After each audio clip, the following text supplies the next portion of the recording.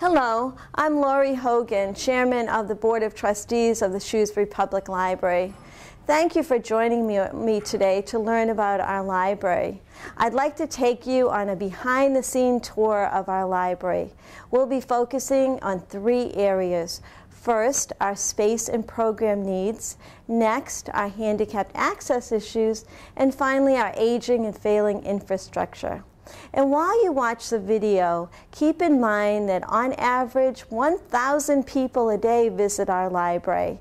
They come to take out and bring back books, maybe pick up a DVD or museum passes, to attend a program or class, or simply they come to read their daily newspaper. I'm standing at the circulation desk on the first floor of the library. Over 2,000 items a day are processed at the circulation desk. Our main service desk is not functional in today's world. We have a very small space for the staff to process all kinds of items: books, DVDs, electronic media, museum passes, etc. Office areas have been created behind the bookcases to help accommodate the management and staff needs. Other managers and support staff are at different locations. They are unable to provide backup support during busy periods. Our interlibrary loan program has grown by leaps and bounds in recent years. There is no space to process the 200 to 250 items that come in and go out each day. The collection is disjointed due to lack of space. It is difficult for the public to find items. The collection just doesn't flow well. We have a very limited space for public computers. 30 years ago, we didn't even have any public computers. Computers are used for an average of 1,600 sessions per month. The common areas are very congested and noisy. The reading room is not a sufficient size to meet the current needs. Here on the second floor is our large meeting room. Also on the second floor, you'll find the ward room, the staff kitchen, which is also used by the general public, our teen loft area, and the business office. Our meeting room is used at least once and often twice every day. We have an average of 26 programs each month, with attendance of over 800 people per month. It is located far from the public restrooms, which are located in the basement outside the children's room. The demand for the room far exceeds the space and availability. We are unable to split the room in half for smaller meetings.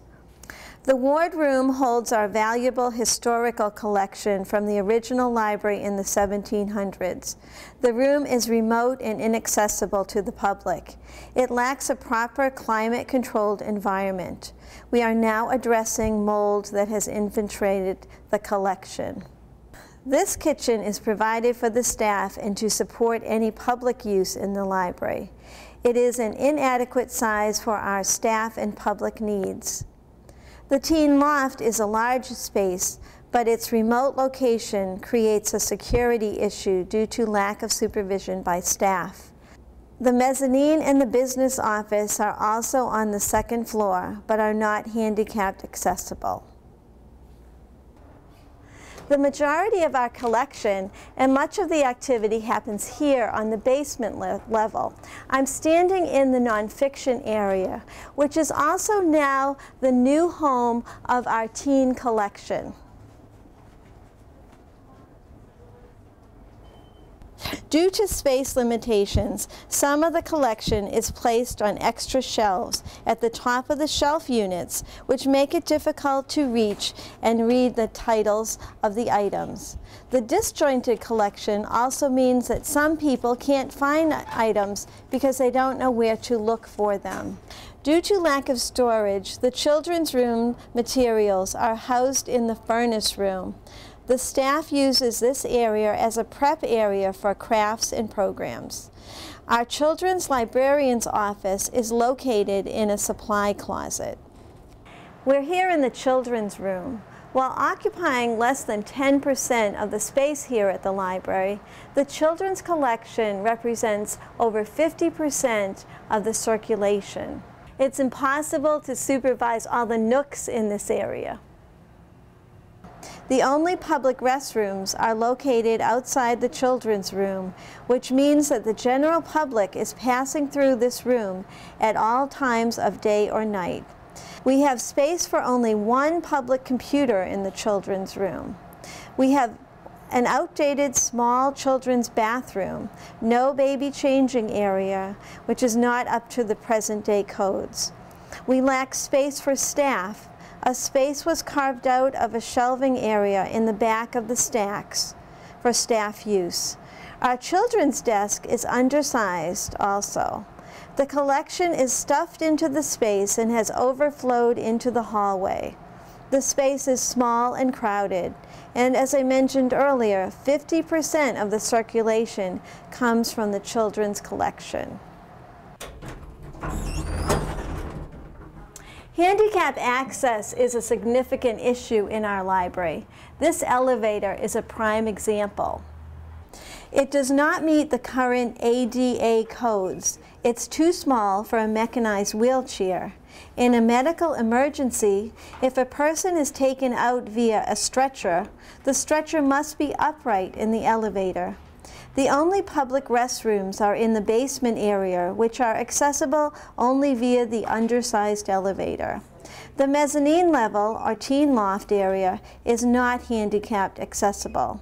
The courtyard off the children's room is not handicap accessible and has leaky walls as well. Some areas of the library are congested, and although are accessible, it may be difficult for many folks. Also, any money spent to improve the building will trigger the requirements to bring the whole building into compliance with current American for Disabilities Act requirements, which will result in the public spaces being smaller. Our library's failing infrastructure is the real issue. We could be standing anywhere inside or outside of the building to illustrate the building issues that we're facing. This addition was built in the late 1970s. The roof design of a flat roof, which joins the addition to the 1903 and 1923 building, has created significant water issues. When it rains, we scurry around the building, placing buckets under the leaks. You may have noticed them on one of your visits. In addition, the skylights are leaking and must be replaced. We have significant drainage and design problems in the parking lot, which needs to be addressed. The size of the parking lot is also a major issue. How many times have you come to the library and not found a spot? Adding spaces to the parking lot is a top priority for the trustees. The exterior skin of the 1979 addition is cracking and deteriorating. The main support beam has been compromised due to water damage. There are weight load issues on the first floor.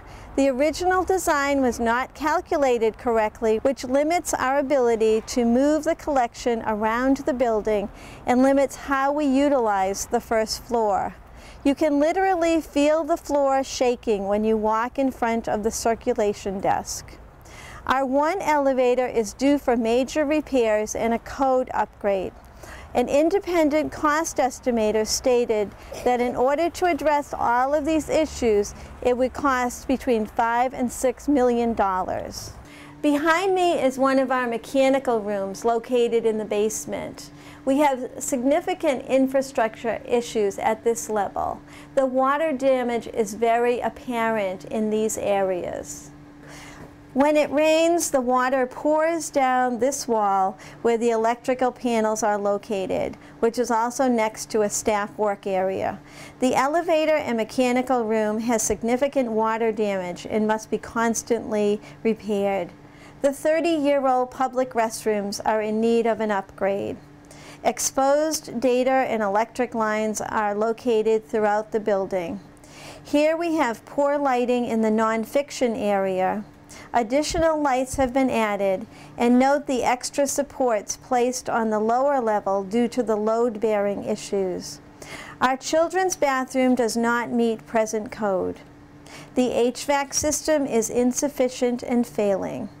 The system is so old we cannot order parts. They must be handmade, which is very costly. We run humidifiers year-round to try to address moisture issues. Our HVAC system is all electric, not energy efficient, and very costly to operate. Many facilities built in the 70s put in all electric, but building today now uses green technologies. The major systems in the building have come to the end of their expected life cycle. Thanks for taking the behind-the-scenes tour with me. If you'd like to take the tour in person, please give me a call at 508-754-2344, or my email address is lhogan@townisp.com. The town has embarked on a library building project to address the conditions of the library.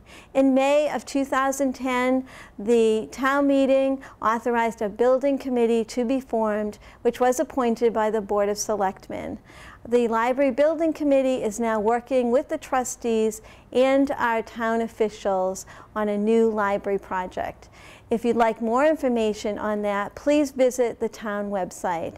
Thank you for your interest in our public library.